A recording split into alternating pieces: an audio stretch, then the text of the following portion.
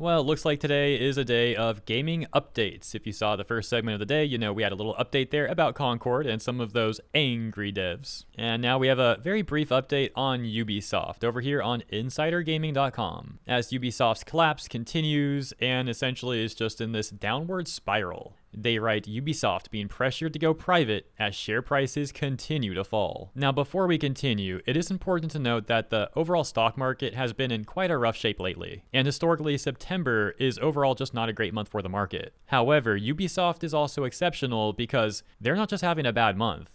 They've been having like a bad last 5 years. So back at Insider Gaming, they say Ubisoft is facing pressure from an investor to take the company private as its shares continue to fall on the London Stock Exchange. And this is not just some random investor with a few shares. This comes from an investment firm. The article will explain more at the end, so we'll get there. First, continuing.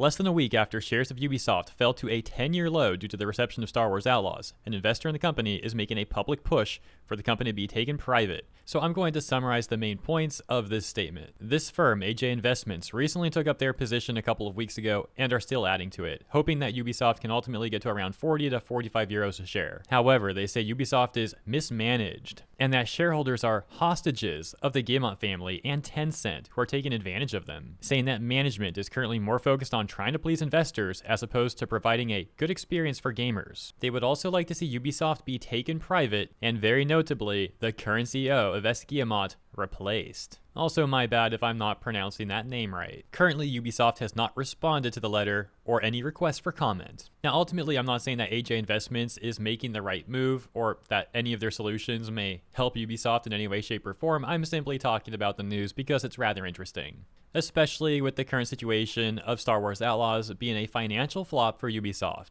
Of course, this means even more eyes are going to be on AC Shadows coming up. So if that's also a financial flop for Ubisoft, we'll see how that all ends up playing out. Back at the article, they conclude by mentioning that AJ Investments only holds less than a 1% share in Ubisoft. However, according to MarketScreener.com, many of the largest investors for Ubisoft do have under a 1% stake, with Yves himself having only around 0.5%. Which is likely why this news is still being seen as noteworthy by many outlets that are covering it. So I figured we'd talk about it here as well, at least very briefly. Let me know what you think about this situation in the comments. And thanks for tuning in. If you enjoyed the coverage, consider liking and or subscribing. Appreciate you, and I'll see you in the next one.